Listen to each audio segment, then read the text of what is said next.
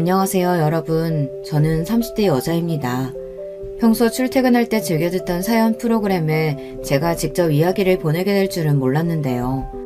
저에게도 이런 일이 벌어질지 몰랐지만 지금은 속 시원하게 해결하고 누구에게도 말할 수 없었던 깊은 이야기를 해볼까 해요. 말솜씨가 부족하지만 여러분들의 생각을 묻고 싶어 이렇게 보내게 되었습니다. 저는 20살 초반 때부터 만나오던 남자친구가 있었어요. 어려서부터 항상 좋은 대학에 가려고 공부만 하다 보니 그동안 남자친구를 사귀어 본 적이 없어서 첫 연애에 가까웠죠. 처음 연애를 시작하고 나서는 제가 이런 감정을 느낄 수 있다고 느끼게 되었는데요.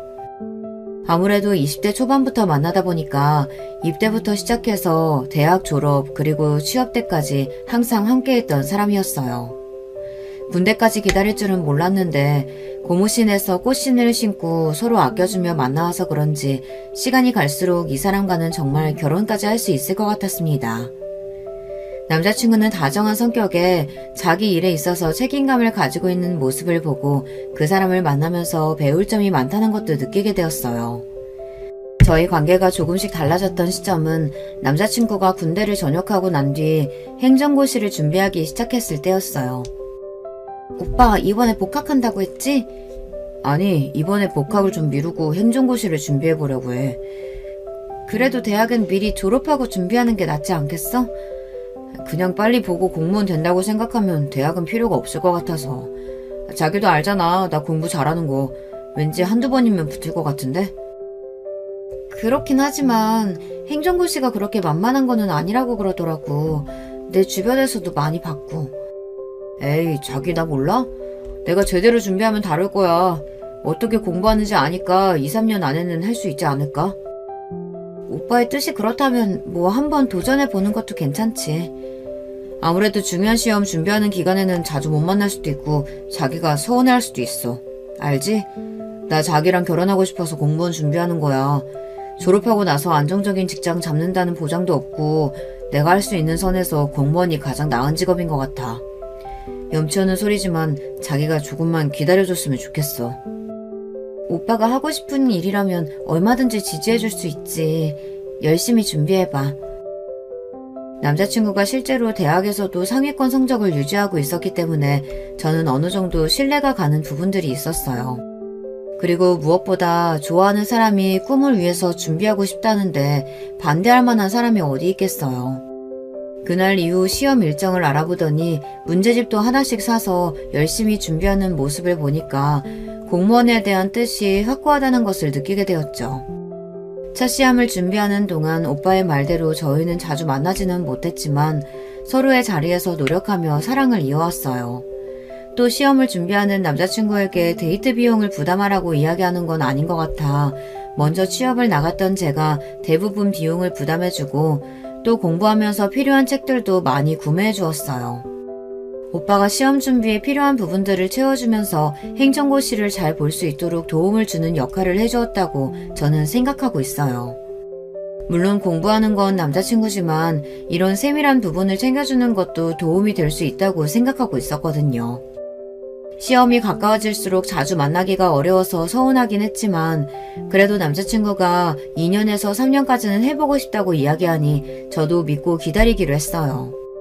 첫 시험이 있던 날 남자친구는 잘 보고 오겠다고 들어갔지만 나왔을 때 표정은 뭔가 달라졌어요. 뭔가 물어보기는 미안하기도 하고 기분 전환을 위해 음식점에 갔고 그날은 아무렇지 않게 보냈던 것 같아요. 2달 뒤 결과가 나왔을 때 첫 시험에 아쉽게 떨어지긴 했지만 남자친구는 점수를 보고 나서는 더 자신감이 붙은 모습이 보이더라고요. 스스로 점수가 조금 모자랐다면서 내년에는 꼭 붙을 수 있을 거라고 말했어요. 이번에는 정말 아쉽게 됐어. 조금만 더 잘 봤으면 붙었을 텐데. 이 점수면 그래도 첫 시험치고는 나쁘지 않은 것 같아. 다음 시험 때는 왠지 붙을 수 있겠는데? 시험이 1년에 한 번밖에 없어서 아쉽긴 하지만 그래도 오빠가 열심히 한다면 다음번에 붙을 수 있을 거야. 고마워. 다 자기가 옆에서 내조해준 덕분이지. 도시락도 싸주고 또 종종 나 용돈도 주잖아. 오빠가 힘들어하는 것보다는 내가 도와줄 수 있는 건 도와주는 게 맞지. 1년 정도 더 두고 보고 내년에 시험 보고 다시 이야기해보자.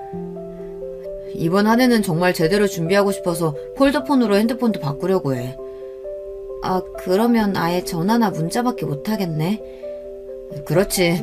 나는 지금이라도 휴대전화 잘 안 쓰고 집중하면서 열심히 준비해보고 싶어. 자기한테는 미안하지만 그래도 자기가 있어서 내가 폴더폰으로 바꾼 거야. 알지?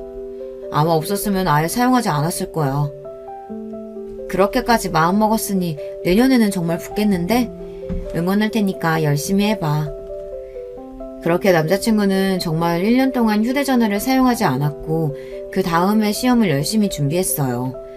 제가 봐도 공부에 열정을 가지고 하고 있는 듯한 느낌이 들 수밖에 없었고 저희의 데이트 장소는 항상 독서실 아니면 잠깐 만나서 저녁을 먹는 걸로 끝내야 했지만 본인의 미래를 위해 노력하는 모습이 그때는 더 좋아 보이더라고요. 시험 준비하는 과정을 지켜보는 동안 아쉬운 마음이 있었지만 그래도 남자친구가 미안해하지 않도록 최대한 티를 내지 않으려고 했는데요.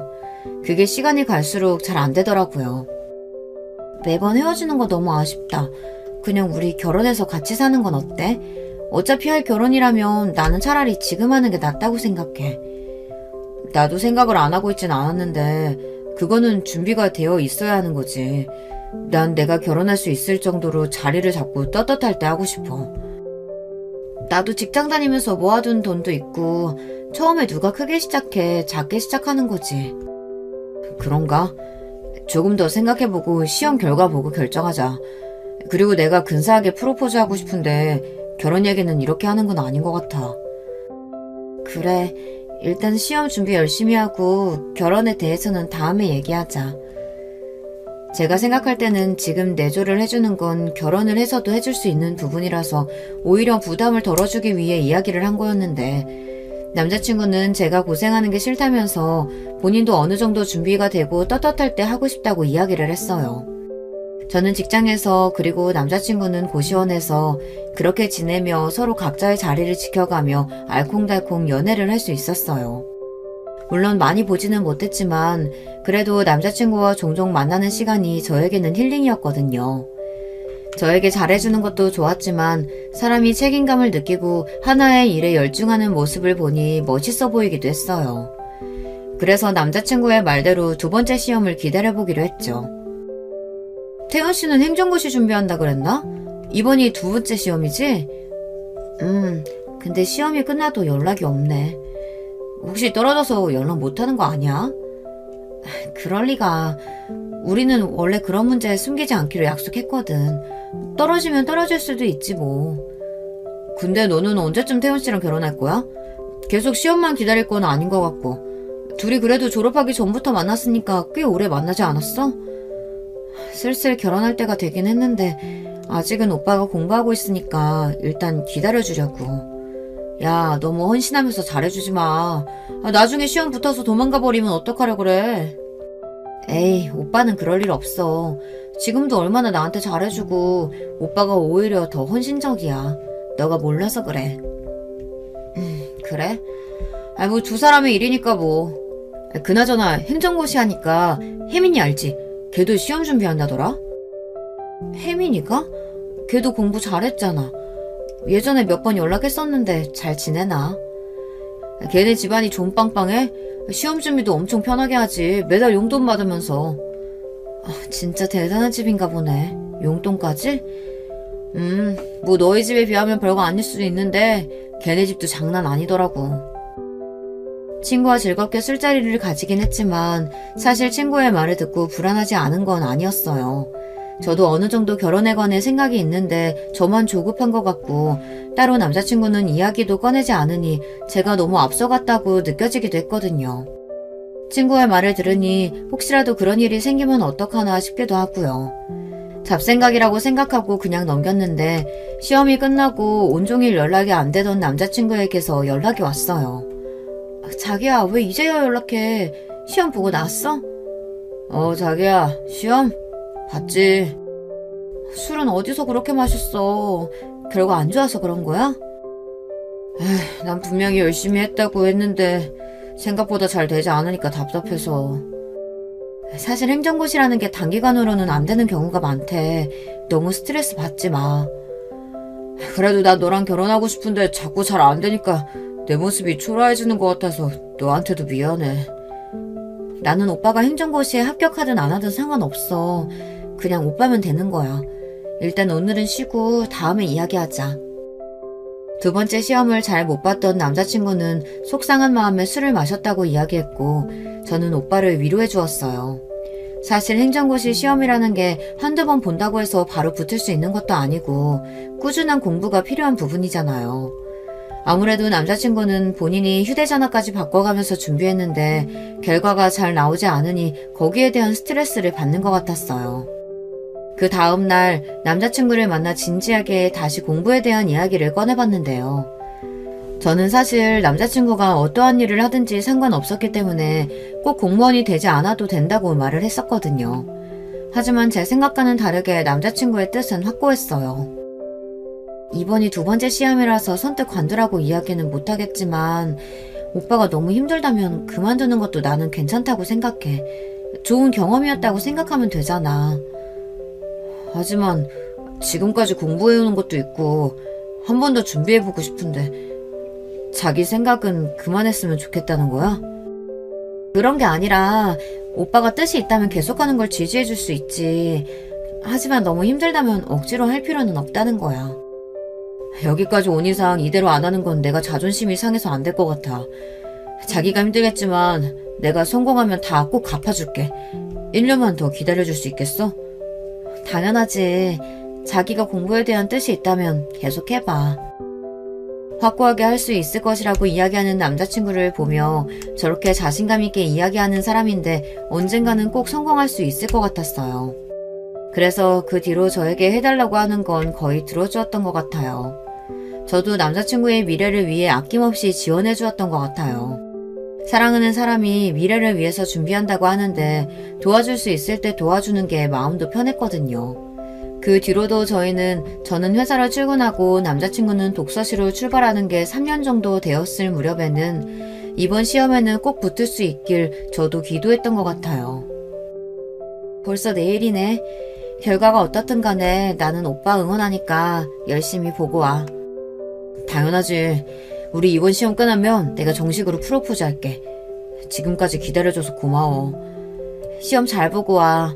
이번에는 결과가 어떻든 간에 우리 꼭 결혼하는 거다? 당연하지. 나도 이번이 마지막이라고 생각하고 열심히 보고 올게. 저에게 프로포즈 하겠다고 하던 남자친구의 말을 들으니 이 사람도 저와 미래를 꿈꾸고 있었다는 게 기뻐서 결과가 어떻든 결혼은 추진하는 게 좋겠다는 생각이 들었어요.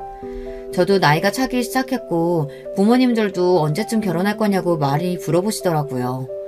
그리고 무엇보다도 고시원에서 불편하게 지내는 남자친구가 걱정이 되어서 다시 준비하더라도 제가 내조를 해주면서 했으면 좋겠다는 생각이 들었기 때문에 예전부터 결혼은 하고 싶다고 생각하고 있었거든요. 기다리던 시험날이 되었고 자신만만하게 들어갔던 남자친구는 결국 세 번째 시험도 붙지 못하고 떨어지게 되었어요. 이번에는 자신 있다고 이야기했지만 2달 뒤 결과가 나왔을 때는 표정이 좋지 않더라고요. 그 뒤로는 저도 어떤 위로를 해주어야 할지 몰라 등만 토닥거려 주었는데 남자친구는 괜찮다며 이제 현실을 봐야겠다고 말해주었어요. 안타까웠지만 이런 경험도 좋은 경험이라고 생각하겠다고 이야기를 들으니 저도 안심이 되더라고요. 곧이어 남자친구는 저에게 결혼에 대한 뜻을 말해주었는데요. 자기 말대로 시험 때문에 결혼을 미루는 건 아닌 것 같아. 결혼하고 나서도 계속 준비할 수 있는 거기도 하고 자기만 괜찮다면 나는 자기랑 결혼하고 싶어. 나도 오빠와의 미래 그리면서 내가 오빠 옆에 있었으면 좋겠다고 생각했어. 시험은 나중에 준비해도 되고 취업도 천천히 준비하면 괜찮을 거야. 오빠는 능력 있으니까. 이해해줘서 고마워. 내가 너무 이기적으로 굴었던 것 같아.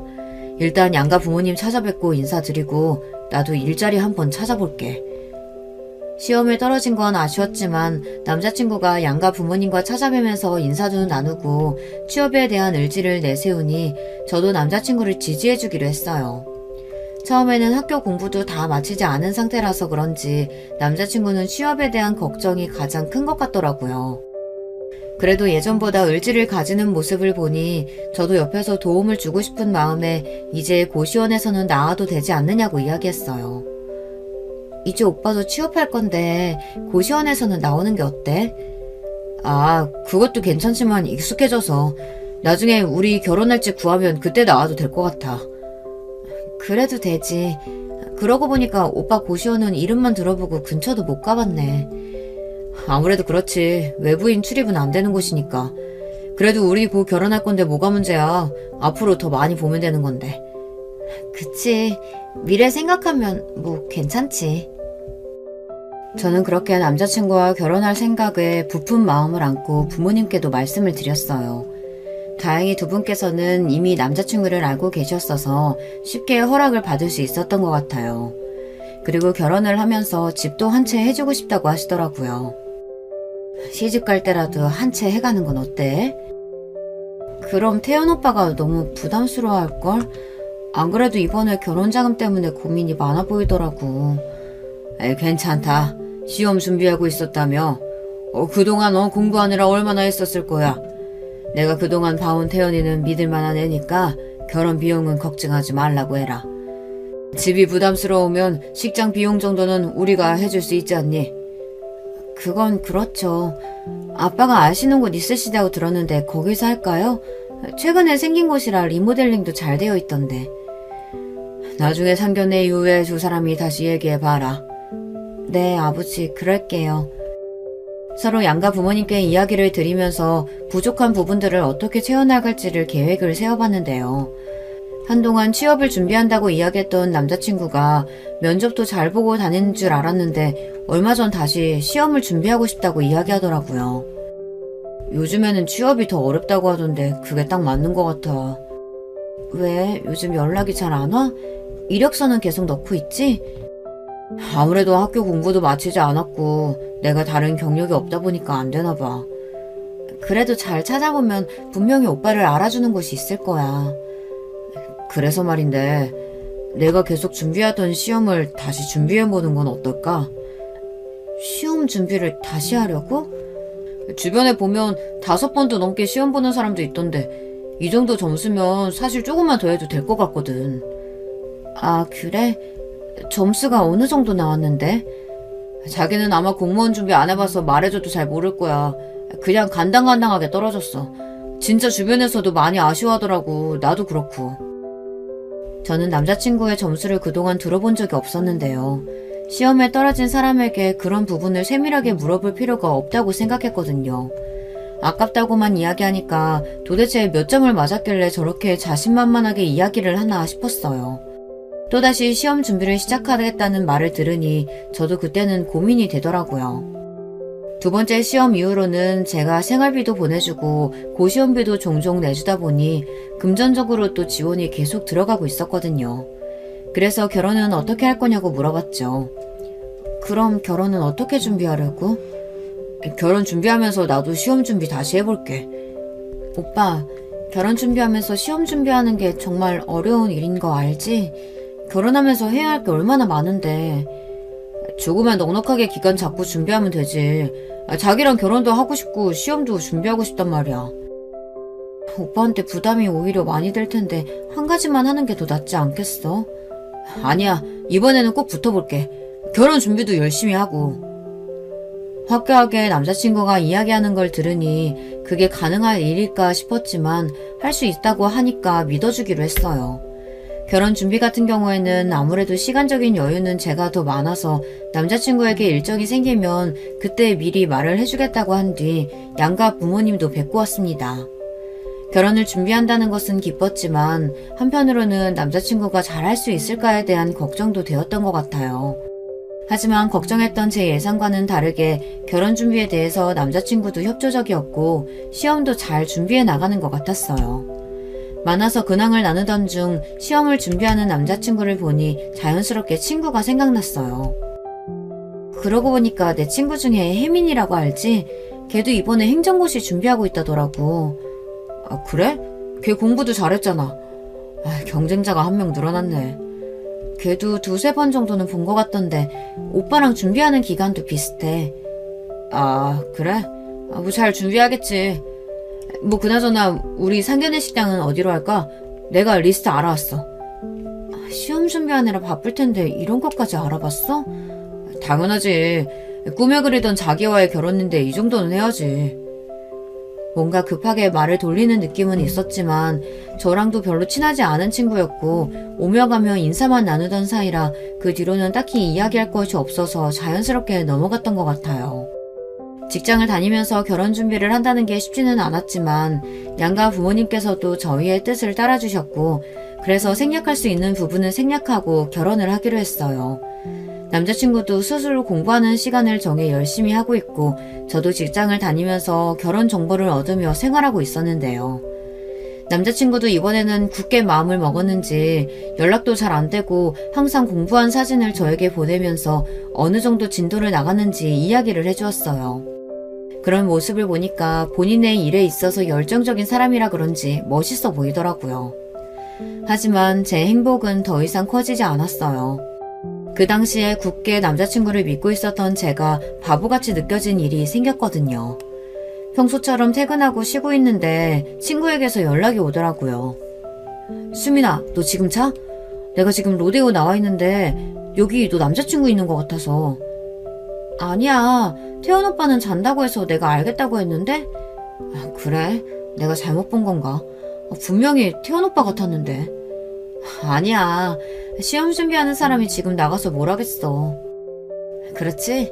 게다가 여자랑 있었으니까 아니겠다. 내가 잘못 봤나 봐. 미안해. 쉬고 있는데. 잘 쉬고 다음에 얼굴 좀 보자. 친구의 말이 왠지 찝찝하긴 했지만 남자친구가 기를 일이 전혀 없었기 때문에 의심을 더 하진 않았어요. 하지만 얼마 뒤에 이야기를 남자친구에게 해주었을 때 미묘한 표정 변화를 보고 나서 뭔가 이상하다 싶었어요. 오빠, 내 친구 지혜 알지? 걔가 얼마 전에 로데오에서 오빠 봤다더라? 나를? 어디서? 언제?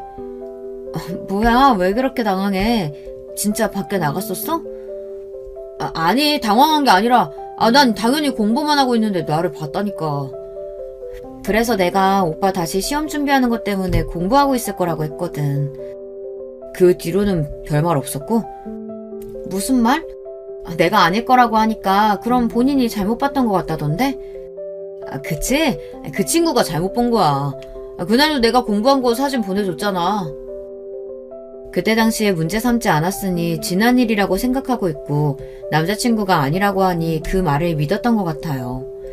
당황스러워하는 것을 보니까 사실 여자의 촉으로는 뭔가 이상한 게 있었는데요. 저도 그 당시에 결혼 준비로 바쁘고 남자친구가 보내주는 사진으로 안심하고 있었기 때문에 신경은 안 썼던 것 같아요. 하지만 제가 너무 풀어주고 있었던 걸까요? 사진은 매일 보내긴 했지만 뭔가 이상하다는 느낌이 계속 들었어요. 그래도 8년을 만나온 사람인 만큼 믿고 괜히 의심하지 말자고 생각하고 있었기 때문에 따로 터치하진 않았어요. 의심은 계속되었지만 괜히 이걸 들춰봤자 저만 상처를 받을 것 같다는 생각이 들었거든요. 또 평상시에는 결혼 준비도 잘 도와주고 공부도 열심히 하는 것을 보니 그 뒤로는 또 신경을 쓰지 않던 중 친구랑 대화하다가 한 번 더 이런 일이 있으면 그땐 물어볼 필요가 있겠더라고요. 이번에 시험 다시 본다고? 그럼 결혼 준비는? 이번에 오빠는 행정고시 준비 다시 한다고 해서 내가 준비하고 있지 뭐. 그 오빠도 진짜 대단하다. 너도 다른 면으로 대단하고. 그러면 계속 고시원에 계신 거야? 안 그래도 내가 이번에 집 구하면 합치자고 했는데 뭔가 반응이 미적지근하네. 오빠한테 매달 용돈도 주고 결혼 준비도 혼자 다 하는데 그러면 너무 서운할 것 같은데 괜찮아? 요즘 좀 힘들긴 한데 괜찮아. 근데 좀 뭐랄까 예전에 비해 싸한 느낌이 계속 드는데 혹시라도 오빠가 마음이 변할까봐 무섭긴 해. 우리가 적게 만난 것도 아니고 사실 예전에 네가 밖에서 오빠 만났다고 했을 때 물어봤거든. 근데 엄청나게 당황하더라고. 에이, 그건 내가 잘못 본 걸 수도 있으니까 너무 신경 쓰지 말고 결혼 준비 잘해야지. 친구의 위로에 괜찮아지긴 했지만 이전보다 연락하는 횟수나 만나는 날도 짧아지다 보니 저도 모르게 불안했던 것 같아요. 신경을 쓰면 계속 안 좋은 생각만 할 것 같아 결혼 준비에 집중하기로 했는데요. 남자친구도 지금 힘들 거라고 생각을 하고는 있었는데 용돈을 요구하는 주기가 짧아지기 시작했어요. 그때부터 이 사람은 제대로 시험을 준비하고 있긴 한 건가 생각이 들더라고요. 자기야, 나 오랜만에 친구들 만났는데 혹시 용돈 좀 미리 줄 수 있나? 이번 달만 해도 벌써 세 번째인데 오빠 내가 돈을 많이 버는 것도 아니고 부담돼. 나 시험 준비하느라 잘 나가지도 못하고 힘들었는데 그 정도도 못해줘? 나중에 시험 붙으면 호강시켜준다니까. 아니 오빠 그게 벌써 몇 번째인데 이번에는 진짜 어려워. 아니 이럴 때 남자친구 기살려줘야 하는 거 아니냐? 너 나랑 결혼한다며 미리 내줘한다고 생각하면 되잖아. 그게 어려워? 그 말을 듣고 나니까 저도 모르게 욱하는 감정이 생길 수밖에 없었어요. 그동안 제가 보내준 돈이 얼만데 저렇게 말하나 싶었거든요. 여러분들은 이해가 가시나요? 게다가 시험이 얼마 남지도 않았는데 친구들을 만난다고 하는 것도 이해할 수 없었어요. 저랑은 만날 시간도 없고 친구들은 만날 시간이 있나 싶더라고요. 그래도 남자친구가 먼저 연락 와서 저에게 사과하니 이 사람이 나를 생각해주고 있다는 건 느낄 수 있었어요. 그리고 저에게 보답해준다는 그 약속을 지키기 위해 열심히 노력한다고 하니 시험 결과만 기다리고 있었는데요. 근데 그 해에는 정말 시험을 통과하더라고요. 자주 친구들을 만나는 것 같았는데 제대로 한 달 정도 친구들을 만나지도 않고 저도 뜨문뜨문 만나며 저녁만 먹고 들어가더니 제대로 준비한 것 같았어요. 4년 동안 뒷바라지 해주며 이날만을 꿈꿔왔는데 저는 마냥 기뻐할 수 없었는데요. 오빠 정말 축하해. 4년 동안 고생 많았어. 이제 우리 결혼식만 남았네. 전에 호강시켜준다는 말 이제 지켜야 한다. 시험은 내가 준비했는데 네가 왜 그렇게 신났어? 아니 기쁜 날이니까 오빠 축하해주려고 그런 건데 기분 상했어? 아니 그런 건 아니야. 너도 그동안 고생 많이 했지. 그럼 오늘 축하 기념으로 맛있는 거 먹으러 갈까? 어디 가고 싶은 곳 있어? 오늘은 좀 피곤하네. 친구들도 자꾸 오라고 난리고. 자기랑은 다음에 저녁 먹어도 되지? 그래도 나랑 같이 저녁 먹고 가주지. 나도 오빠 시험 합격한 거 많이 기다렸고 축하도 해주고 싶은데. 아니면 나도 오빠 친구들 보러 같이 갈까? 거길 네가 왜 같이 가? 자기는 집에서 쉬고 있어. 내가 끝나고 보러 갈게. 알았어. 어쩔 수 없지. 잘 다녀와. 저는 바보같이 남자친구를 보내주었어요. 솔직히 시험이 끝났으니 친구들이랑 놀고 싶었겠지 하는 마음에 서운해도 참았던 것 같아요. 그동안 남자친구에게 서운한 게 있어도 시험 때문에 그런 거겠지, 힘들었겠지 하며 정작 제 감정은 제대로 챙기지 못한 것 같더라고요. 남자친구는 시험에 합격한 뒤로는 얼마 남지 않았던 결혼에 대해서 더 이야기하지 않더라고요. 청첩장도 나왔고 친구들도 만나면서 전해주어야 하는데 계속 회피하기 바빴어요. 결국 참다 못한 제가 남자친구 고시원을 찾아가게 되었는데요. 안녕하세요. 혹시 여기 김태현 씨 있나요? 아니요. 그 청년은 작년에 나갔는데 시험 붙은 거 아니었어요? 시험은 올해 붙었는데 작년에 나갔다고요? 네, 웬 여자랑 같이 와서 나간다고 짐을 싹 빼가던데. 네, 알겠습니다. 충격적인 일이 아닐 수 없었어요. 저는 그동안 남자친구 계좌로 용돈과 고시원비에 보태라고 돈을 계속해서 넣어주고 있었거든요. 배신감은 물론 여자랑 같이 왔다고 하니 손까지 떨리기 시작했어요. 저는 바로 남자친구에게 전화를 걸어 따지기 시작했죠. 오빠, 지금 어디야? 나 지금 친구들이랑 있지. 왜? 지금 바쁜데 나중에 통화하자. 오빠, 고시원 방 뺐어? 응. 돈 나가는 것도 아깝고 해서 얼마 전에 시험 붙고 뺐지. 내가 방금 사장님이랑 대화해보니까 작년에 뺐다는데 무슨 소리야? 그러면 그동안 내가 보내준 돈은 어디다 쓴 거야? 아니 지금 바쁘다니까 왜 전화해서 따지고 있어. 그리고 네가 거길 왜 가? 남의 사생활까지 왜 간섭이야? 우리가 남이야? 당장 다음 달에 결혼할 사이인데 남이라고? 남자친구의 말을 듣고서 한참 벙쪄 있었던 것 같아요. 그리고 그날 저녁 바로 카페에서 어떻게 된 일인지 듣게 되었는데요. 남자친구는 제가 예상하지 못한 사람을 데리고 왔더라고요.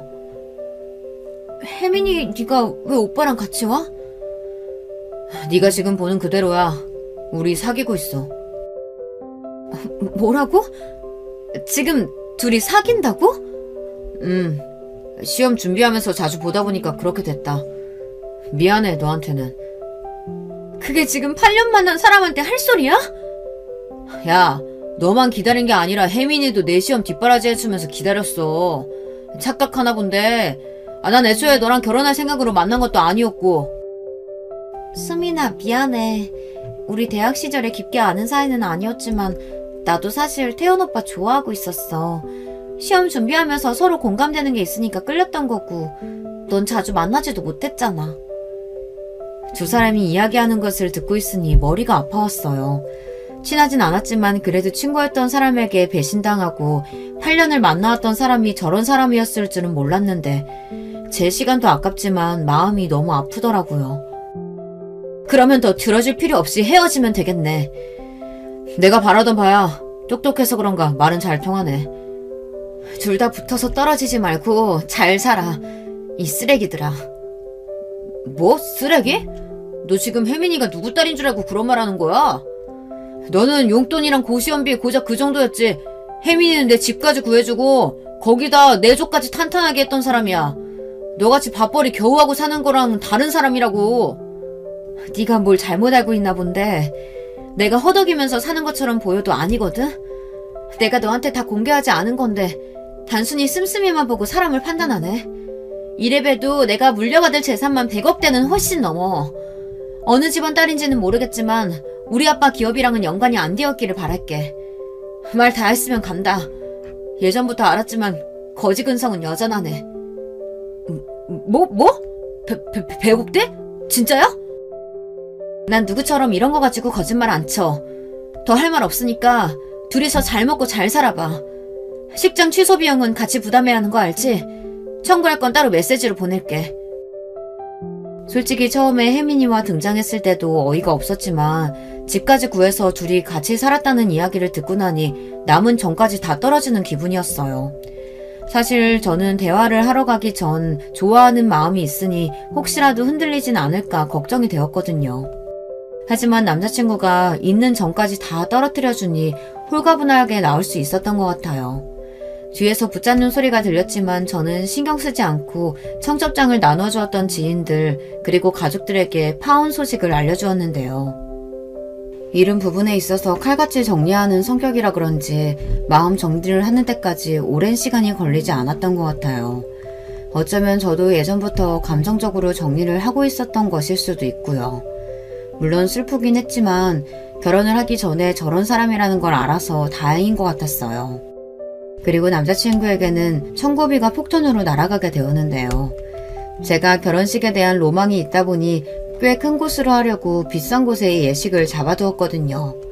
그만큼 취소하고 나서 손해를 본 금액이 클 수밖에 없었어요. 하나 둘씩 정리를 하다 보니까 행복해 보이는 사진을 보게 되었는데 그때는 좀 씁쓸하더라고요. 남자친구는 그날 이후로 계속 저에게 미안하다며 전화와 문자를 해오고 있는 상황이었어요. 흔들릴 필요도 없다는 생각이 들어 손해를 본 금액만 문자로 보내주니 더 난리더라고요. 자기야, 내가 진짜 미쳤었나봐. 그동안 뒷바라지 해준 건 넌데 잠시 한눈에 팔았어. 우리 이렇게 끝내면 안 되는 거잖아. 이미 식장도 취소했고 부모님께도 말씀드렸어. 아빠도 너한테 엄청 실망하셨던데. 돈 많은 사람 좋으면 혜민이랑 살면 되잖아. 아니야, 나한텐 너밖에 없어. 진짜야. 그동안 걔가 나한테 입에 발린 말로 계속 유혹했어. 그래서 그런 거야. 걔네 집이 돈 많다는 걸 알고 너가 접근했던 건 아니고? 그리고 자산이 있다는 얘기 듣자마자 나한테 붙는 거 보면 돈에 미치긴 미쳤구나. 박쥐도 아니고 이곳저곳 붙어다니면서 부끄러운 줄 알아. 그리고 좋은 말 할 때 돈 보내. 손해본 게 얼만 줄 알면 너 기절하겠다. 내가 그동안 쌓은 정이 있어서 그나마 봐준 거라 그 정도지. 다 청구하면 그 금액의 절반도 안 돼. 내가 잘못했어. 우리 좋았잖아. 그때로 다시 돌아가자. 나 이제 공무원이야. 게다가 5급인데 이제 너 먹여 살릴 수 있어. 나 믿고 다시 잘 해보자. 미안한데 네 쥐꼬리만한 월급 받아봤자 내가 달에 받는 임대료보다 훨씬 적어. 난 이 돈으로 평생 여유롭게 살 테니까 넌 너대로 잘 살아. 사람을 돈으로만 보는 사람이 저보다 더 좋은 사람을 만날 수 있을까요? 아무 조건 없이 남자친구를 사랑했는데 이렇게 배신을 당할 줄은 몰랐네요. 제가 상처를 받은 만큼 복수를 하고 싶은 마음에 친구에게 이 소식을 전했는데요. 그 친구가 발이 넓은 편이라 분명히 이 이야기가 퍼질 거라고 생각했거든요.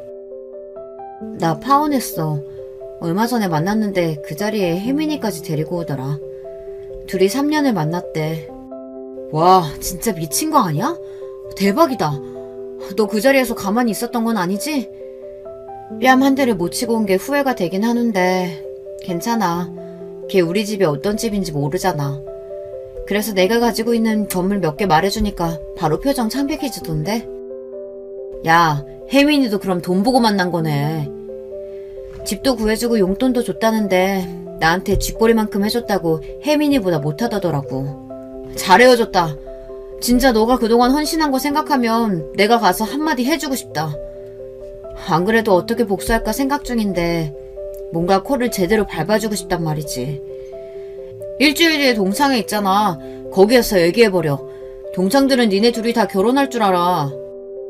친구의 이야기를 듣고 나니 동창회 날을 기다리면서 관리도 열심히 하고 그날 가서 파혼 소식을 제대로 알리기로 했어요. 솔직히 제가 8년 동안 만난 사람한테 뒤통수를 맞았는데 그 정도는 해도 되는 거잖아요. 그래서 그날만을 기다리며 미리 옷도 사두고 일부러 차를 바꾸려고 했던 시즌이라 남자친구가 꿈의 차라고 외치던 외제차도 하나 끌고 가기로 했어요. 그 정도는 해줘야 배가 아플 것 같았거든요.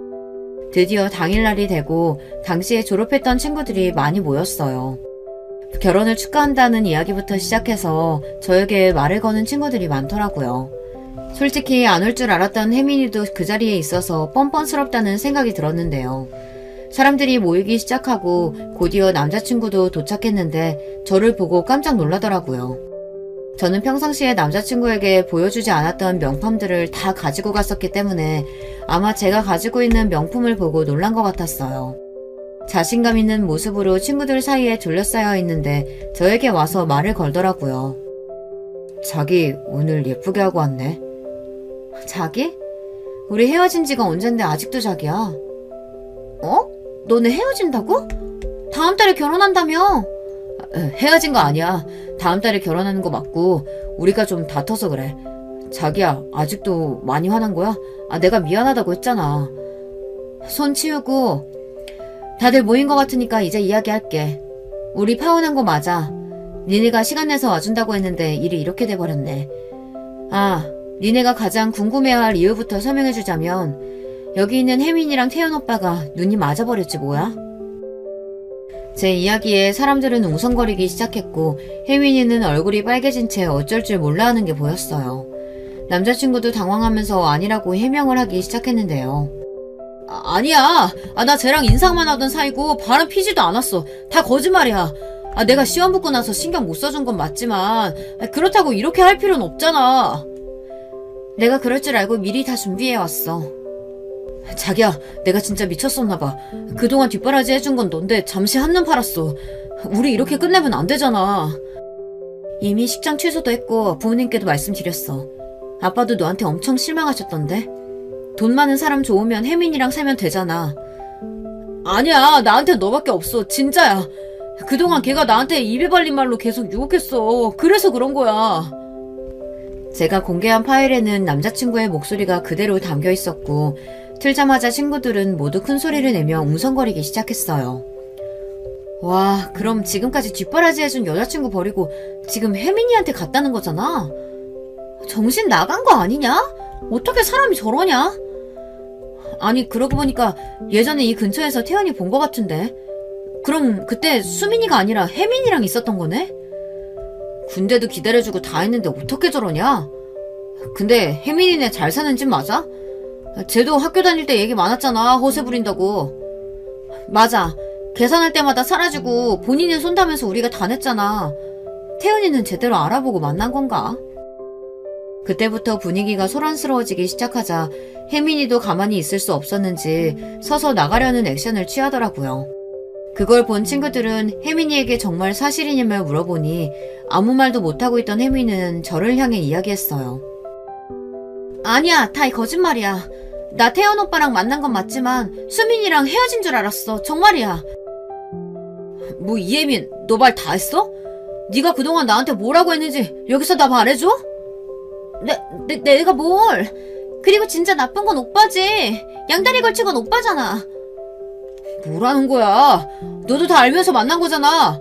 저런 재미없는 애 왜 만나냐고. 네가 더 잘해준다고 말할 땐 언제고. 이제 와서 발뺌이야. 동창회는 두 사람의 싸움으로 번지기 시작했고 친구들은 모두 둘 다 똑같다며 혀를 차기 시작했어요.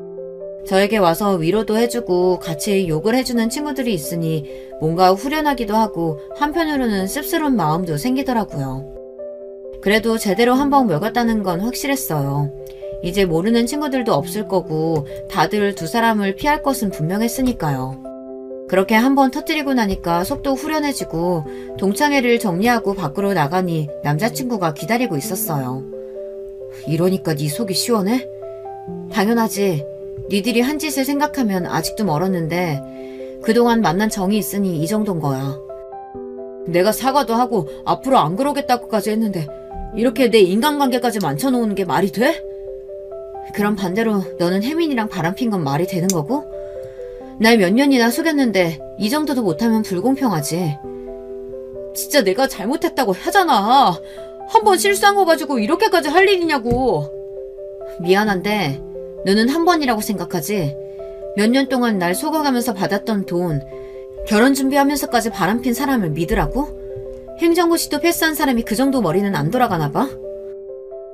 제 마지막 말을 끝으로 남자친구는 더 이상 이야기를 하지 않았고 저는 그대로 외제차를 끌고 집으로 돌아와 버렸어요.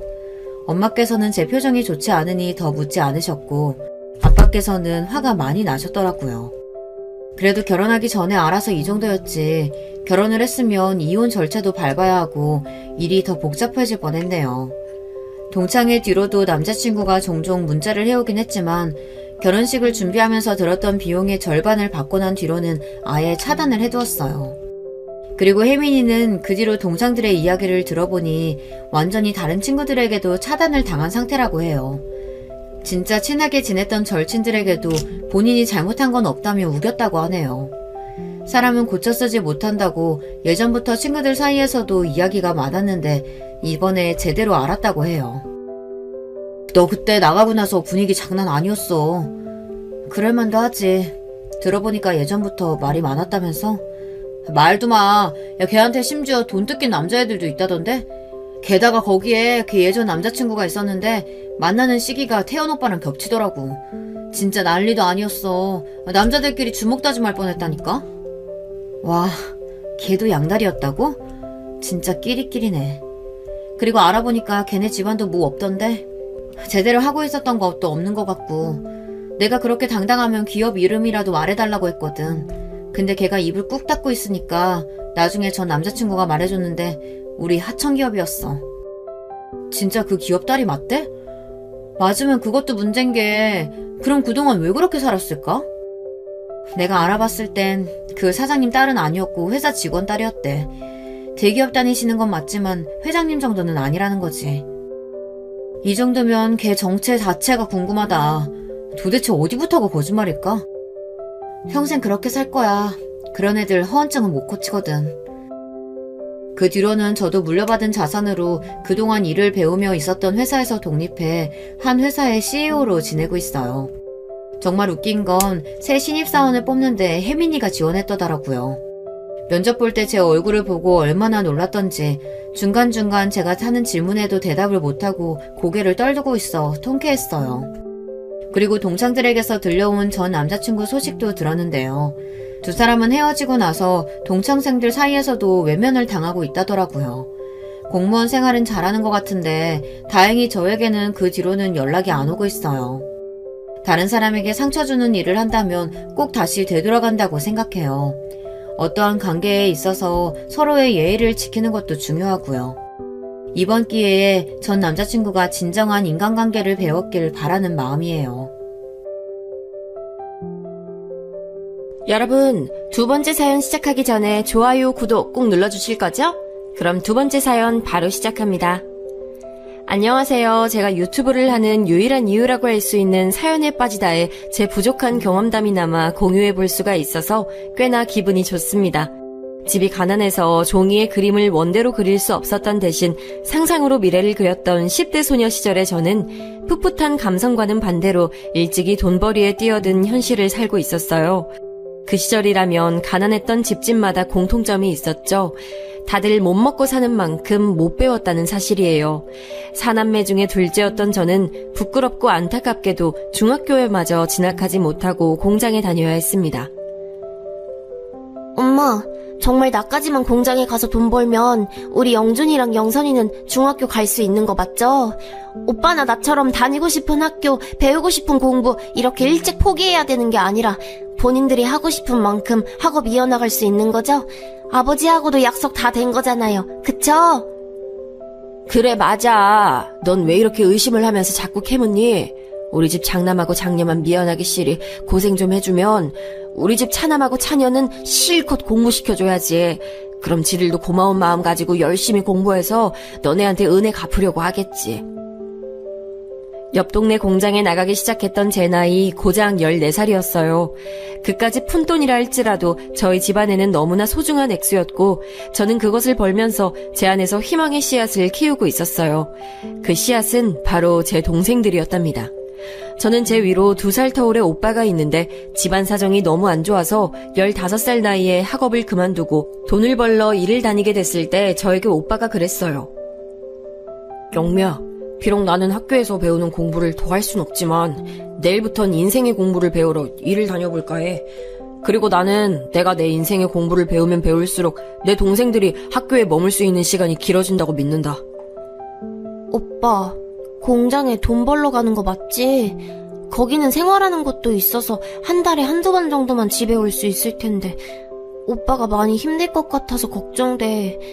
그리고 내가 또 걱정되는 건 나도 오빠 뒤따라서 금방 돈 벌러 공장에 다니게 될까 봐서야.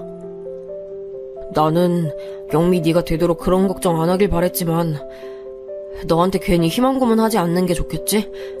그래, 네 말대로 내 바로 아래인 너 역시 돈을 벌러 나가야 될 수도 있어. 하지만 영미야, 우리한텐 영준이랑 영선이가 있다는 사실 잊지 말자. 만약 네가 학교를 그만두더라도 우리 동생들이 학교를 계속 다니고 공부로 성과를 낸다면 우리 집안 활짝 필 수 있어. 그거 잊으면 안 되고 우리는 때를 기다리면서 열심히 살아야 돼. 오빠가 제게 해줬던 듬직한 당부, 그것이 제 안에 남아서 안 잊혀졌죠. 저희 집안이 원래도 형편이 안 좋긴 했습니다만 사실은 제가 7살이었을 때 아버지가 지인으로부터 사기를 당하셨어요. 그때 전 재산을 다 날려서 형편이 몹시 어려워졌던 것이죠. 그 지인이라는 작자는 야반도주를 내서 흔적도 없이 사라지는 바람에 사기당한 돈을 돌려받긴커녕 그 어떤 분풀이도 할 수 없었다고 합니다. 그 시절에는 사기꾼들이 야반도주를 하는 경우가 왕왕 있었네요. 순진한 사람들만 죽도록 손해를 보며 속에는 화병들을 안고 살았죠. 애석하게도 저희 집이 해당됐어요. 사라진 돈만 문제가 아니었고 믿었던 지인에게 당했다는 배신감과 전 재산을 다 잃었다는 허탈감으로 아버지는 심적인 방황을 시작하시면서 가족들과 점차 거리를 두셨어요. 식수가 다 같이 둘러앉아서 두런두런 얘기를 나누고 막내의 재롱을 보고 이랬던 순간들은 다 지나간 것이었습니다. 아버지는 더 이상 그런 시간을 가지길 원치 않으셨어요. 그러더니 점점 술을 가까이 하셨죠. 고된 현장 노동으로 지치신 몸과 마음을 술로 달래시던 것이 습관으로 굳어지셨고요. 그러니 저희 남매에게는 술에 취해 계신 아버지보다 오빠가 실질적인 가장으로 느껴졌던 거였죠. 든든한 버팀목이었던 오빠의 등을 따라서 부지런히 걸으면 빛이 보일 거라고 저희는 다 그렇게 믿었어요. 그러나 현실은 바람대로 흘러가지 않았죠. 어느 초겨울 오빠가 일하다가 손가락을 다쳤어요. 기계에 손이 끼는 사고였는데 병원에서 손가락 마디 하나를 잘라내야 했습니다. 늘 긍정적이고 우직했던 오빠가 처음으로 좌절했어요. 여동생이 자기도 돈 벌겠다고 나선 건 이때였죠. 여동생은 꿋꿋했는데 제가 울었어요. 동생들은 공부를 끝까지 시키겠다는 게 제 목표였는데 그게 무너진 거였으니까요.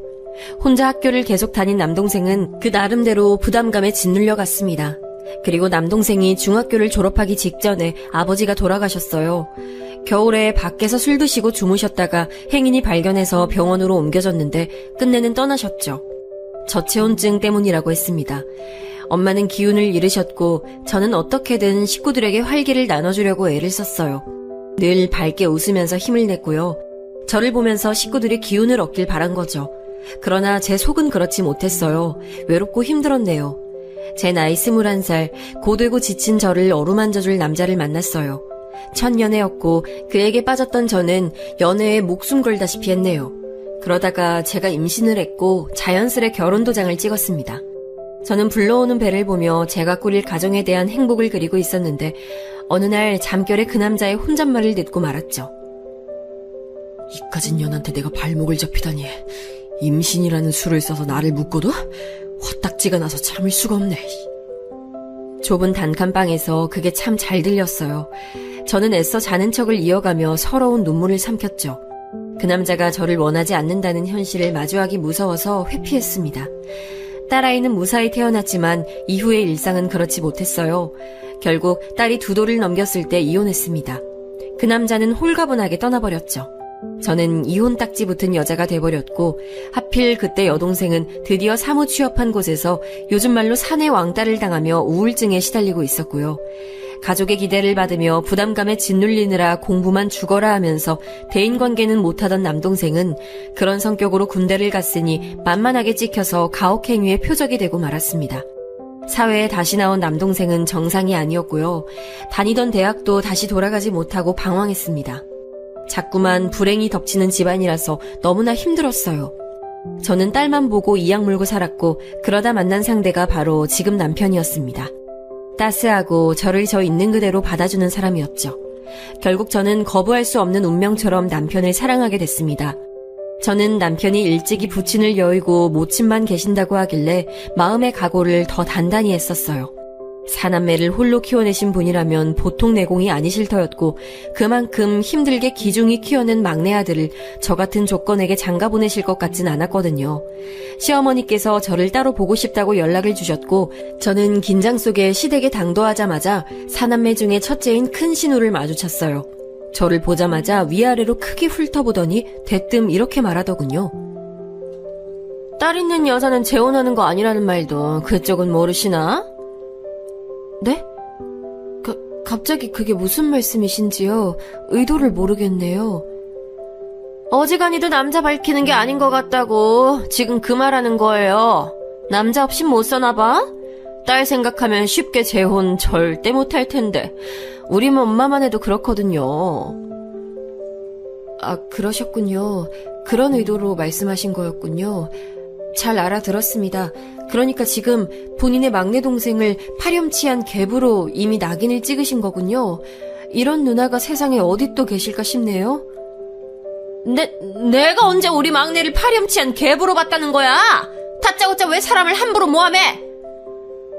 딸 생각하면 재혼 쉽게 못한다고요? 그 말씀 저희 딸이 나쁜 계부를 만날 거라는 전제를 깔고 하신 거 아닌가요? 아니셨다면 정확하게 반박해 주시면 되고요. 제가 그 반박 성심껏 받아들일게요. 저는 큰 신우이의 무례한 언사에 가슴이 싸늘하게 식는 기분이 들었고 그 감정을 고스란히 담아서 냉정하게 맹점을 파고들었어요. 차마 반박을 못하겠는지 큰 신우는 분해서 미치겠다는 듯 표정을 잔뜩 구겼으나 입술만은 꾹 닫은 채였죠. 그리고 잠시 후 저는 소스라치게 놀라야만 했어요. 안방문이 천천히 열리더니 시어머니께서 모습을 드러내신 거예요. 직감적으로 다 들으셨구나 하는 판단이 섰습니다. 낭패감으로 식은땀이 흐르려던 그때 시어머니께서 조용히 말씀하셨어요. 현숙이 너는 간다고 말을 한 지가 언젠데 아직도 안 가고 있었어. 네 옳게 될 사람 괜히 들들 볶지 말고 넌 네 집에나 가봐. 엄마, 옳게라니 그게 무슨 소리예요? 나는 이런 애 딸리고 성격 더러운 여자 내 옳게로 받아줄 생각 없어요. 너는 어렸을 적에 잠자리에 들면서 아침이 안 왔으면 좋겠다고 자주 말을 했지만 어디 한번 아침이 안 온 적이 있던? 조금은 퉁명스러웠지만 아주 명확하고 호쾌했던 시어머니의 그때 말씀이 아직도 기억에 선명하네요. 저와 남편의 결혼에 큰 신우이의 의사가 개입될 여지가 없다는 것을 시어머니께서는 간단명료한 비유를 통해 알려주신 거였죠. 큰 신우이는 목이 빨개지더니 몸을 휙 돌려서 가버렸고 저는 시어머니와 독대를 했어요. 제게 나긋이 말씀해 주시더군요. 난 말이죠. 내가 남편 없이 자식들 키우며 살아봤기 때문에 그 입장 너무나도 잘 압니다. 홀로 자식들만 보고 살아온 길, 그 선택에 한 점 후회는 없지만 만약 지금 내게 남편과 사별했을 때 당시에 나를 향해 말을 전할 수 있는 기회가 주어진다면 이렇게 말할 것 같아요. 너 지금 속으로 결심한 그 길, 네가 예상한 것보다 100배, 1000배는 더 어렵다. 그러니 되도록 혼자 걷지 마라.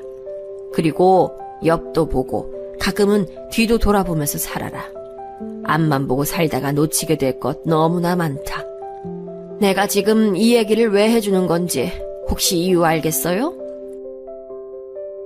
홀로 감내해 오셨을 모진 시간들, 그 뼈저리게 아픈 경험을 당신이 아닌 누군가가 똑같이 겪지 않길 바라시는 것이 시어머니의 마음이었던 거예요. 저는 왜 시어머니께서 저라는 부족한 조건을 두고 기꺼이 고민을 해주셨으며 저를 따로 보자고 하셨는지 그제야 알 것 같았죠. 시어머니께서는 저를 통해 당신을 투영해보고 계셨습니다. 그것을 알아챈 제가 눈물을 훔치며 고개만 연신 끄덕였어요. 입술이 덜덜 떨려서 차마 감사하다는 인사말조차도 안 나오더군요. 큰 시누이의 무례함 앞에서 저는 냉철해졌지만 시어머니의 자비 가득한 포용 앞에서는 쪽도 못 쏴보고 눈물바람이었네요. 시어머니께서는 그런 저의 손을 가만히 잡아주셨죠. 우리 막내 현석이 자기 형 누나들보다 아버지 사랑 못 받고 자라서 불쌍한 아이예요. 내 평생 아픈 손가락입니다. 당최 누구를 닮은 건지 성격도 무르고 순진하고 순수해서 당하기만 하고 살까봐 걱정되는 자식이고요. 그런 우리 막내 부디 잘 부탁할 테니 예쁘게 잘 살아봐요. 네, 그럴게요. 꼭 예쁘게 잘 살아 보이겠습니다. 저 받아주셔서 정말 감사합니다. 앞으로 지켜봐 주세요. 그로부터 3달 후에 아주 약소하지만 행복이 넘쳤던 저희만의 특별한 결혼식을 올렸어요. 양가에서 올 수 있는 모든 사람들은 그 자리에 다 왔습니다. 넓은 정원이 딸린 식당 하나를 시어머니의 지인분께서 아주 저렴한 가격에 대여를 해주신 덕택에 그곳에서 결혼식을 올렸고요. 의자가 넉넉하게 준비되어 있다고 믿었는데 하객이 하도 많이 와서 부족했어요. 결혼식 다 끝나고 사흘 뒤였나 작은 시누이가 새침하게 저를 향해 말했어요. 저기 올케, 솔직히 쥐뿔 잘난 것 하나 없는 데다가 애까지 달렸다고 하길래 나는 올케의 존재가 괜히 주는 거 없이 싫고 미웠거든? 그런데 형식만 차리려고 진행한 결혼식에 사람이 많아도 그렇게 많을 수가 없는 걸 보고 내가 너무 신기하더라. 이 정도면 올케를 내가 반쯤은 인정해줘야겠구나 싶어지지 뭐야? 올케 생각은 어때? 아, 글쎄요. 전 잘 모르겠어요. 형님 좋으실 대로 하세요. 반쯤 인정해주시든 반에 반쯤 인정해주시든 그건 형님 마음이니까요. 이내 제 반응에 작은 시누이는 얼어붙었고요.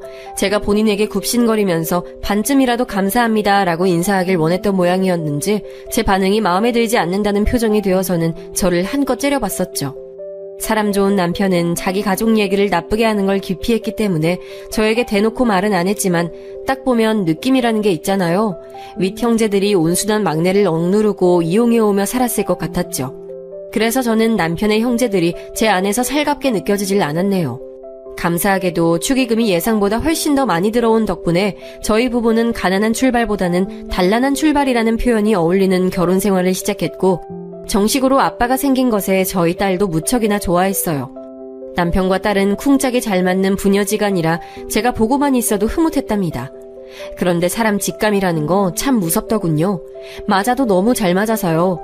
아주버님이 남편을 상대로 사기를 친 거였죠.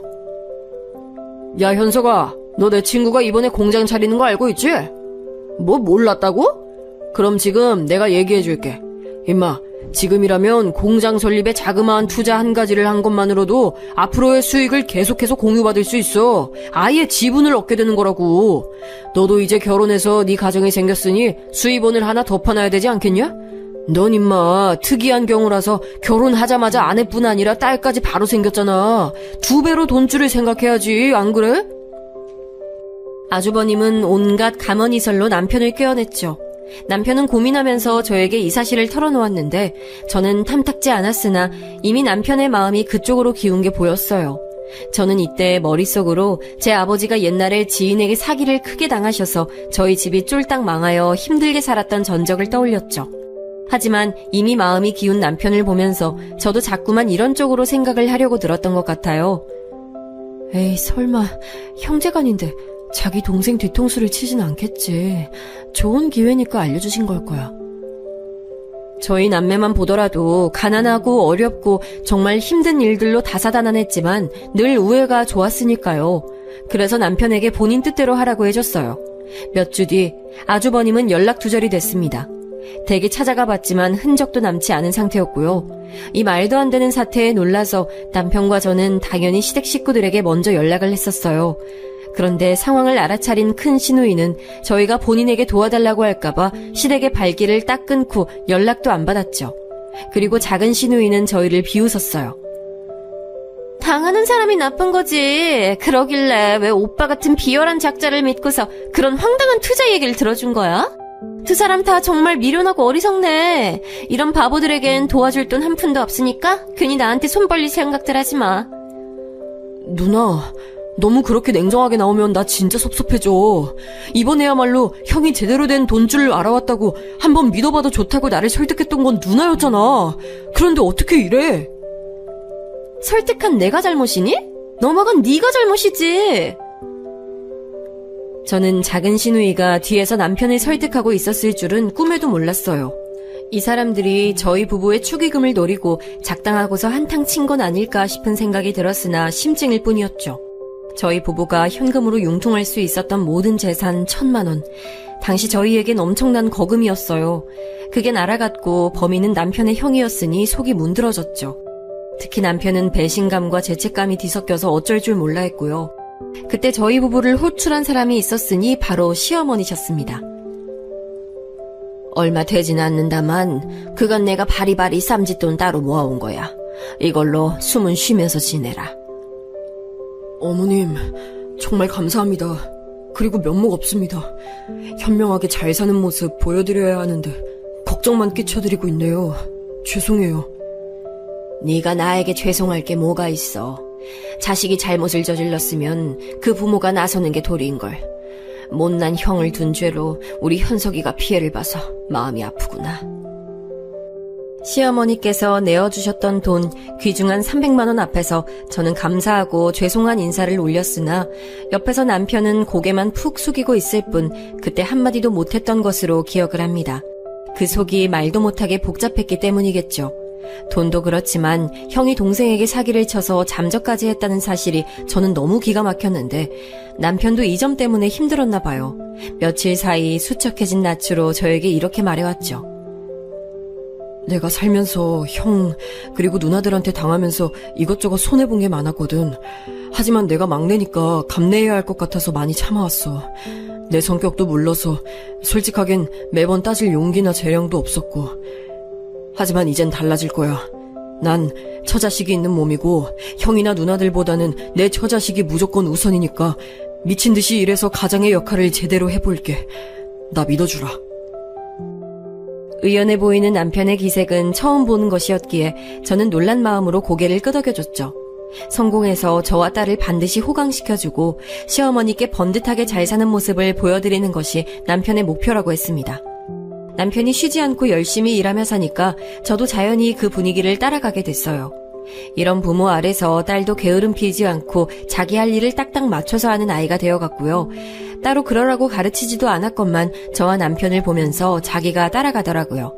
이래서 어린아이 앞에서는 찬물도 함부로 못 마신다고 하나 봐요. 그대로 보고 배우는 게 신기했네요.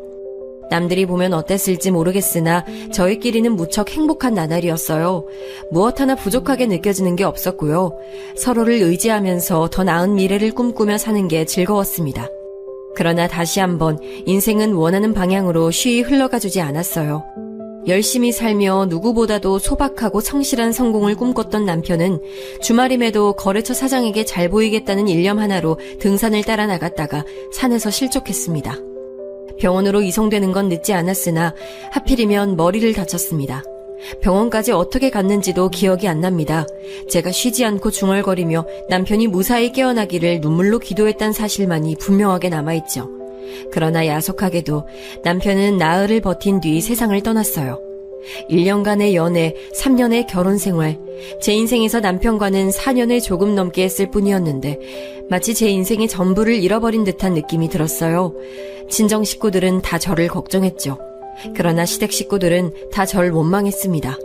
처음부터 제게 호의적이셨던 시어머니의 외면을 처음 받고서 저는 망연자실했죠.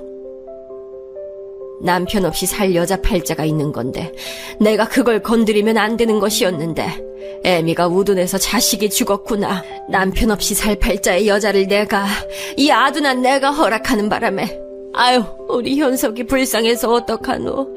아무 죄 없는 우리 현석이 최고로 착한 우리 막내야. 엄마가 너무 미안하구나.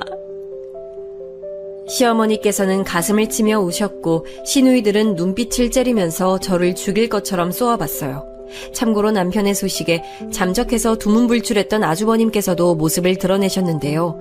그때는 워낙 경황이 없고 제정신이 아니라 차마 짚고 넘어가지 못했는데 아주버님께서 금방 나타나셨다는 것은 시누이들 중에 누군가가 연락을 이어가고 있었다는 얘기가 됐죠.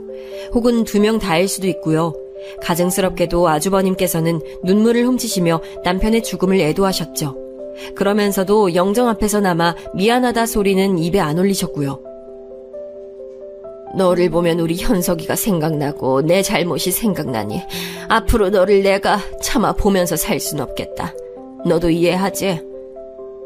어머님, 그 심정 제가 감히 어떻게 이해를 할 수 있겠어요. 다만 앞으로 어머님이 어찌 지내실지 제가 그 걱정이 돼서 영영 곁을 떠나는 것이 마음에 걸려요. 네가 왜 걱정을 하니? 내 걱정을 하고 내 곁을 지킬 내 자식들이 있는데 내 막내 아들 잡아먹은 주제에 입속에 혀처럼 굴지 말고 내 눈앞에서 사라져!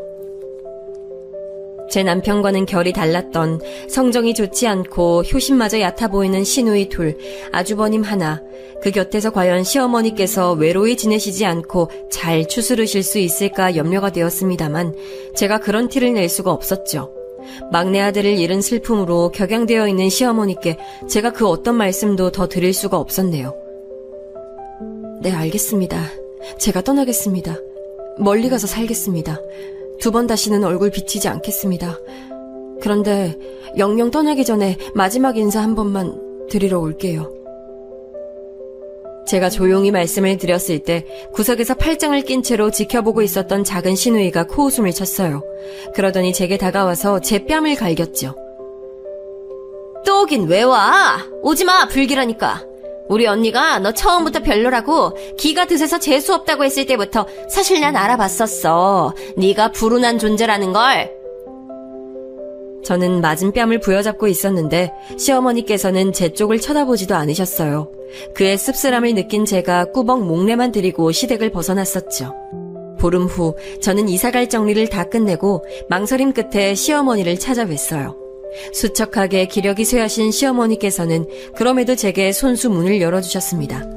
그리고 저에게 반지 2개를 건네셨어요. 은색의 반지들을 보며 제가 영문을 몰라하고 있는데 시어머니께서 나지막하게 말씀하셨죠.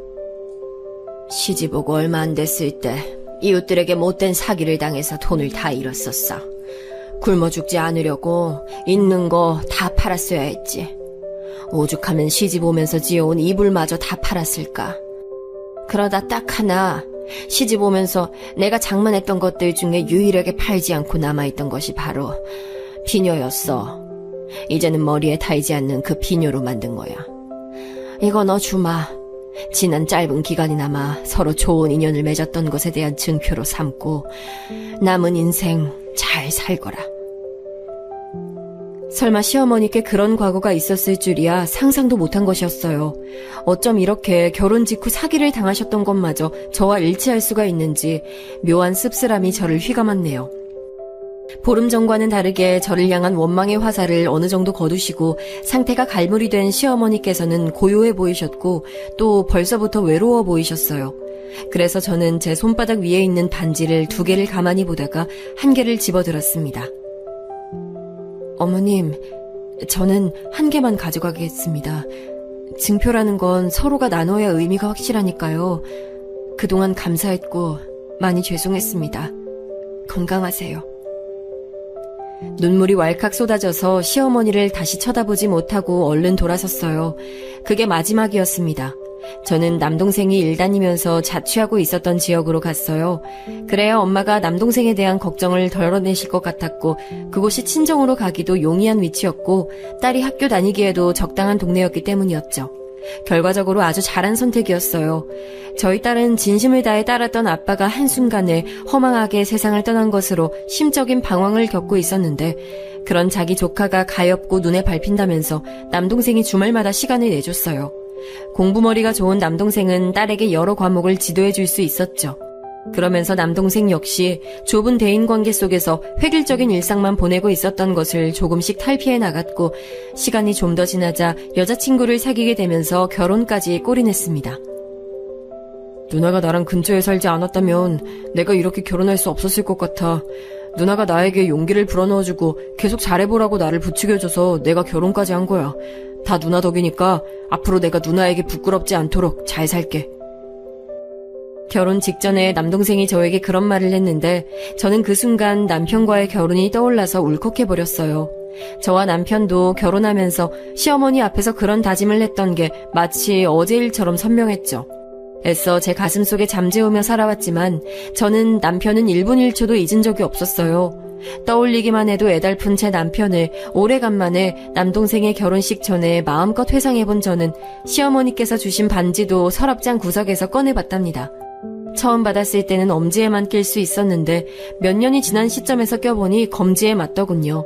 그때부터 반지를 계속 꼈어요. 강박적으로 끼려고 한 건 아니고 너무나도 그냥 익숙해져 버려서 제 손가락에 걸고 살았던 것 같아요.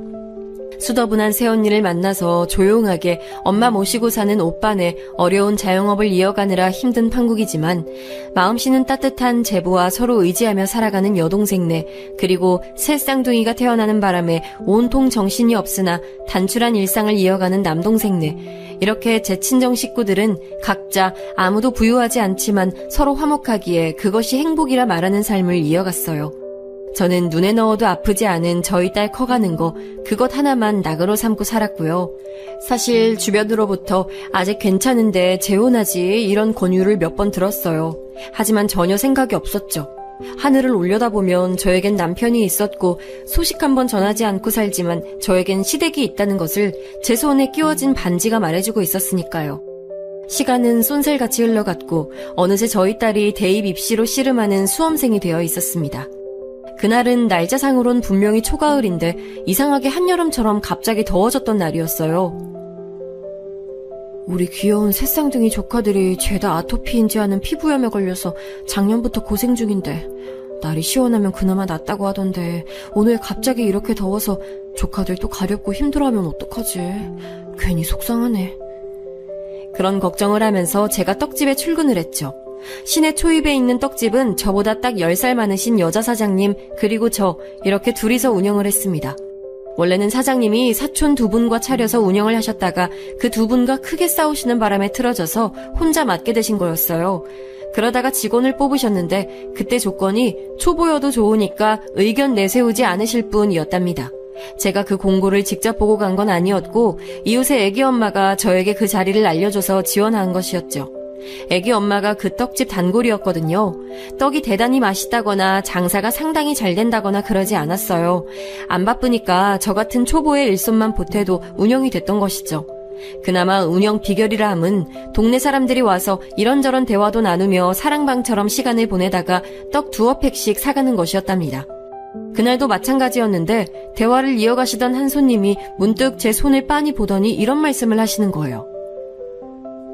어라? 나 얼마 전에 딱 그렇게 생긴 반지 봤는데 무늬 들어간 것도 좀 특이하고 반지 자체가 생긴 게 투박해서 뭐 이런 반지가 다 있나 했구만 여기서 또 보네. 혹시 유행인가? 네? 이렇게 생긴 반지를 보셨다고요? 똑같은 거요? 이거 시중 제품 아니라서 그럴 리가 없는데 혹시 어디서 보셨어요? 내가 장구 치는 거 배우러 다니잖아. 가끔 요양원 같은 데로 무료 공연도 가는데 거기서 봤어요. 내가 정확히 기억나는 게 공연 보면서도 호응 없이 조용히 앉아있는 할매가 기운 없는 기색하고는 영 딴판으로 반지를 떡 끼고 있길래 유심히 봤다니까요. 뭐라고요? 요양원이요? 그럴 연세가 아직 아니신데 어떻게 거기가 어디예요? 이 반지 낀 분 계신다는 요양원이요. 세상에 이런 일이 다 있나 싶었어요. 살면서 내내 한번 연락드려야지, 찾아뵈어야지. 근데 내가 그래도 될까 이런 생각을 했던 저는 시어머니를 제 안에서 잊은 적이 없었어요. 잘 살고 계신지 궁금할 때가 태반이었죠. 그런데 이런 식으로 근황을 접하게 될 줄은 상상도 못했어요. 당장에 요양원으로 찾아간 저는 도착하자마자 다리에 힘이 풀렸습니다.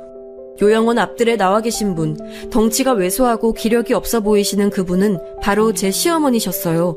그리고 옆모습이 정말 세상 떠난 제 남편과 많이 닮으셨더군요. 씨도둑은 못한다는 말이 왜 나왔는지 그때 깨달았네요. 남편을 연상시키는 시어머니께 저는 조심스레 다가갔고 이내 그분도 저를 보셨어요. 네가 여기는 어떻게 알고 찾아왔니? 설마 나 말고 따로 여기에 아는 사람이 있어서 왔을 것 같진 않고. 어머님은 여전히 저에게 먼저 말을 걸어주시는군요. 그런데 모습은 왜 이렇게 여전하지 않으세요? 살이 왜 이렇게 빠지셨어요? 그리고 왜 여기 계신 거예요? 어머님 자식들은 뭐 하길래 어머님이 여기서 이렇게 지내고 계신 거냐고요? 저도 모르게 울컥해서 말을 뱉고 말았는데 시어머니께서는 멋쩍은 미소만 지으셨어요. 다른 손가락에는 헐렁한지 엄지에 그 반지를 끼고 계시는 모습에 눈물이 고였죠. 요양원 직원분께 자초지종을 설명드린 후 시어머니와 따로 시간을 더 가졌어요. 사실 설명을 다 듣지 않아도 시어머니의 그 씁쓸한 미소 하나만으로 저는 짐작이 됐어요. 너무 잘 맞아서 무서운 바로 그런 종류의 짐작 말이에요. 남편의 형제 셋은 멀쩡히 잘 살아 있었지만 시어머니를 요양원에 버렸더라고요. 그건 버렸다는 표현이 맞았어요. 5천만 원도 채 안 되는 시어머니께서 사셨던 그 집은 이미 팔렸고 그 셋이 돈을 나눠 가졌더군요. 어머님, 그건 말도 안 돼요. 어머님께서 특별히 몸이 불편하신 것도 아닌데 요양원이라니요. 어떻게 그걸 다 참고만 계셨어요. 왜 그냥 따라주신 거예요? 너무 억울하잖아요. 아무래도 내 인생에 가족복은 없나 보다 이렇게 생각하고선 그냥 다 내려놨지. 나도 일찍이 남편과 사별해서 주변으로부터 남편 잡아먹은 년이라는 억울한 손가락질 당해놓고서 내가 당했던 그 아픔을 잊고 너에게 비난했던 죄, 그 죄값 받나 보구나 이렇게 생각도 했었지. 죄라니요, 어머님. 그렇게 생각하지 마셔요. 자식 잃은 부모가 어떻게 이성을 유지해요. 어머님께서는 그때 저 충분히 원망하실 수 있는 상황이었고 마지막엔 제가 얼굴 뵙고 갈 수 있도록 다 해주셨잖아요. 이렇게 반지도 주셨었고요. 그러니 어머님은 저에게 지으신 죄 없어요. 오히려 제가 갚아야 할 은혜만 주신 분이에요. 어머님, 저는 이렇게 제가 이곳을 오게 된 게 운명이라고 생각해요. 이제 제가 모실게요. 부디 그렇게 하도록 해주세요. 저는 고민 없이 말씀을 드렸고 몹시 놀라시던 시어머니께서는 제 단호한 표정을 보시고는 차마 거절을 하지 못하셨어요. 수험생이었던 제 딸, 제가 조심스레 상황을 알려줬더니 단 1초의 망설임도 없이 고개를 끄덕였죠. 시어머니를 모시고 오는 과정에서 요양원을 통해 큰 시누이와 연락이 닿았고요. 옳게, 그동안 남자 새로 만나서 살림이나 차리고 살 줄 알았는데 그게 아니었나 봐. 우리 엄마를 모시겠다니 뭔 바람이 불어서 지랄 떠는진 모르겠지만 우리 남매한테 그걸로 돈 뜯어낼 작정이라면 씨알도 안 먹힐 거란 건 내가 미리 말해둘게. 어머님 모시는 것을 빌미로 돈 뜯어낼 생각. 와, 저는 그런 발상은 해본 적도 없는데 대단하시네요. 사지 멀쩡하시고 정신 또렷하시고 아직 정정한 연세인 어머님을 요양원에 억지로 모셔다 둔 자식의 입에서 나올 소리로는 들립니다. 이 망할려는 처음부터 느꼈지만 비꼬는 솜씨가 은근 일품이네.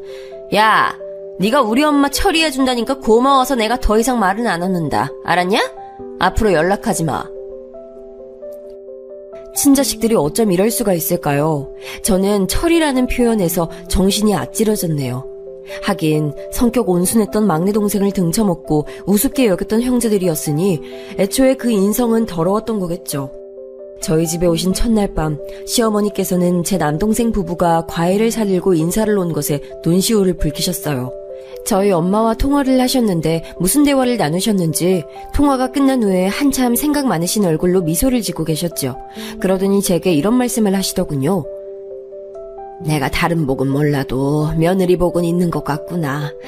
그리고 네가 다른 복은 몰라도 네 가족 복은 타고났구나.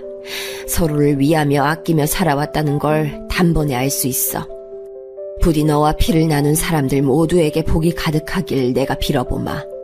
요양원에서 생기를 잃어가던 날 꺼내와줘서 정말 고맙다. 그 말씀을 듣는데 정말 이상하게도 제 속이 시원하게 풀리는 듯한 기분이 들었어요. 그리고 마음이 편해지더군요. 지금 생각해보면 그때가 엄청난 전환점이었던 것 같아요. 그 이후로 제게 믿을 수 없는 일들이 연속해서 일어났으니까요. 오빠랑 새언니가 저희 엄마를 모시고 살던 그 집이 재개발 특수를 맡게 됐어요. 전혀 예상하지 못했던 터라 모두가 어안이 벙벙했는데 돈 욕심 부리면서 오래 버틸 생각이 오빠에겐 없었어요. 그래서 원래 집값보다 2배가 뛰었던 시점에 그냥 팔아버렸죠. 그것만 해도 엄청난 이득이었고 좋은 집으로 이사갈 수 있었어요. 그런데 오빠네가 그 집을 나온 이후 재개발 진행이 지지부진하게 되어서 남은 사람들은 계속해서 손가락만 빨며 지냈답니다. 오빠네는 이사를 전세로 갔고 남은 돈으로는 과감하게 다른 집을 구입했어요. 이때 여동생과 제부가 있던 돈 털어서 도움도 줬고요. 그런데 이 구입한 집의 가격이 천정부지로 솟은 거예요. 아니, 대체 거기 집값이 왜 그렇게 오른 거지? 난 부동산 공부하는 사람도 아니라서 당최 모르겠는데. 더 오른다고 하지만 그런 욕심까진 안 부리련다. 그냥 지금 팔련다. 오빠가 고심 끝에 그런 결정을 했을 때 새언니도 욕심 더 안 부리고 동의했죠. 심지어 그거 팔아서 여동생과 제부에게 돈을 다 줬어요. 저나 남동생네는 욕심 안 부리고 거절했어요. 왜냐하면 여동생 부부는 자영업을 하고 있었기 때문에 크게 자금이 필요한 시점이었거든요. 여동생이 눈에 불을 켜고 성공 다짐을 하더니 놀라운 결과를 냈어요. 장사가 그냥 대박도 아니고 초대박이 터진 거예요. 여동생과 제부 지원하에 남동생네가 공기 좋고 물 좋은 곳으로 이사를 갔어요. 그리고 거기서 지내면서 새쌍둥이 조카들의 피부가 엄청 좋아졌죠. 그 덕분에 남동생 부부가 얼마나 웃음꽃이 폈나 몰라요.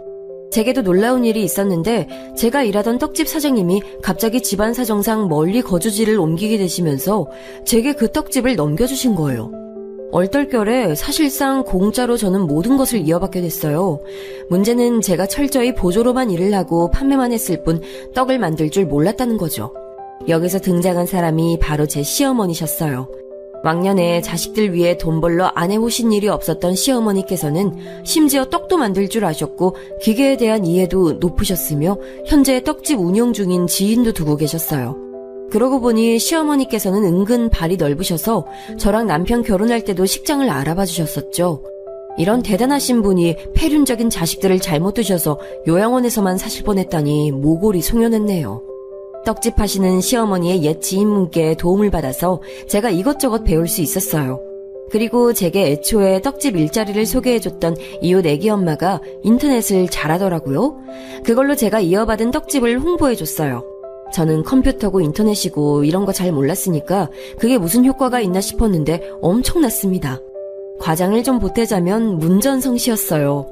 또 정말 놀라운 사실이 이건 기적이라고 부를 수밖에 없는 게 서울 소재 대학에 턱걸이로 들어갈까 말까였던 성적을 지니고 있었던 제 딸이 수능에서 대박을 터뜨린 거예요. 소위 스카이라고 불리는 3대 명문대 중인 한 곳 연세대학교에 제 딸이 당당히 입학을 했습니다. 저희 엄마와 오빠가 그때 어찌나 좋아하던지 명문대생 나왔다고 울고불고 난리도 아니었네요. 딸은 공로를 시어머니께 돌렸어요. 할머니, 이건 제 기분 탓일 수도 있는데요. 전 이상하게 할머니께서 저희 집에 오신 이후로 모든 일이 순식간에 다 잘 풀리고 있다는 생각이 들어요. 마치 저희 집 엉킨 실타래를 할머니가 쫙 풀어주신 느낌이랄까요? 딸의 애교 섞인 말을 들으며 저와 시어머니는 한박 웃음을 지었죠. 서로 마주보면서 말이에요. 이런 행복을 누리고 있던 때 반대편에서는 불행이 도사리고 있었어요. 제 아주버님 되시는 그 작자 말입니다. 결국엔 사기죄로 재판까지 갔다가 감옥 갔어요. 그 소식을 듣고 그제서야 알았네요. 아주버님이 전과 8범이라는 사실을요. 그리고 큰 신우는 결혼한 자기 아들이 바람 피워서 뒷목 잡았고요. 그냥 바람을 피운 게 아니라 20살짜리 보육원 출신 어린 여자애하고 눈이 맞았고 그 여자애가 임신을 했다네요. 이혼 소송이니 위자료니 친자검사니 하는 말들이 지저분하게 오가서 난리도 아니었다고 합니다. 너무 속상했던 탓일까요? 큰 신우는 음주운전을 하다가 외제차를 들이박았어요. 그 와중에 작은 신우이는 명품 짝퉁들을 진짜라고 속이면서 인터넷에서 팔다가 제대로 적발당해서 난리가 났고요. 작은 신우이 막내딸은 다니던 직장에서 하루아침에 쫓겨났대요. 사유가 유부남 상사와 바람을 피웠기 때문이었죠. 막내딸 본인이 결혼 준비 중이었다는 사실이 가장 황당합니다. 당연히 파혼당했고 상사 아내로부터 소송도 당했어요. 제가 이런 것들을 어떻게 알았는가 하면 시누이들이 저를 찾아와서 읍소를 해대는 바람에 알게 됐습니다. 큰 시누이가 오열부터 하더군요. 수리비만 지금 1억이 넘어 1억이. 1억인 이 집 개 이름인 줄 알아?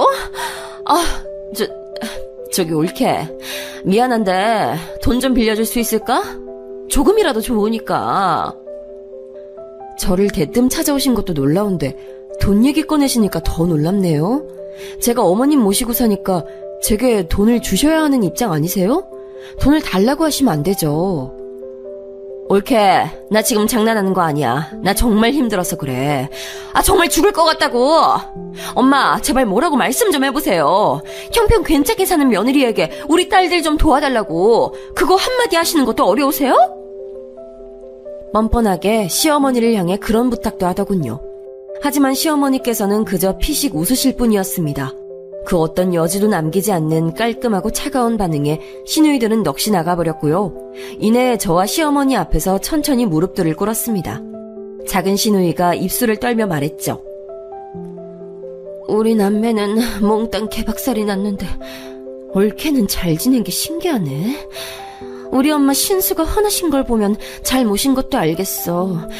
이왕 잘 살고 있는 김에 우리 엄마도 잘 모셔준 김에 우리까지, 응? 어떻게 건사 좀 해주면 안 될까? 네, 안 되겠어요. 전 여러분과는 다르게 어른 말씀 잘 듣고 공경하자는 주의라서요. 어머님께서 자식들을 용서 안 하시겠다는데 제가 감히 뭐라고 주제넘게 나서서 도와드릴 수가 있겠어요. 시누이들은 제 말에 눈물을 줄줄 흘리며 시어머니를 쳐다봤지만 아무런 효과도 없었죠. 시어머니께서는 냉담하게 자식들을 외면하셨습니다. 자식들이 지난 세월 당신께 행했던 것처럼 말이에요. 결국 시누이들은 통곡을 하며 소득 없이 발길을 돌려야 했네요. 시어머니께서 후련하게 소감을 밝히셨어요. 인생의 쓴맛을 제대로 봐야지만 제대로 교훈을 얻을 종자들이 바로 내 자식들임을 내가 옳게 알지 못하고 살아왔으나 이제는 내가 바로 봐야겠지. 시어머니께서는 그 셋이 정신 차리고 인간 될 방법은 고통을 겪는 것밖에는 없을 것 같다고 하셨고 저도 동의를 했습니다. 하늘에서 남편은 과연 어떤 생각을 하고 있을지 궁금해하면서 말이죠. 그 후로 저는 시어머니와 성공적으로 떡집을 이끌어가다가 가장 적절한 때에 다른 분께 넘기고 손 털었어요. 권리금으로만 무려 1억 2천을 현금으로 받았으니 아주 좋은 장사였다고 생각합니다. 모든 행운이 따라줬어요. 저희 친정 식구들 역시 모두 일이 줄줄 잘 풀려서 늘 웃으며 살아왔고요. 인생이란 어떻게 흘러갈지 모르는 희극과 비극의 교차로 그 가운데서 늘 스스로를 잃지 않으며 사는 것이 최선 같습니다. 제 이야기를 들어주신 여러분께 행운이 가득하시길 바라요.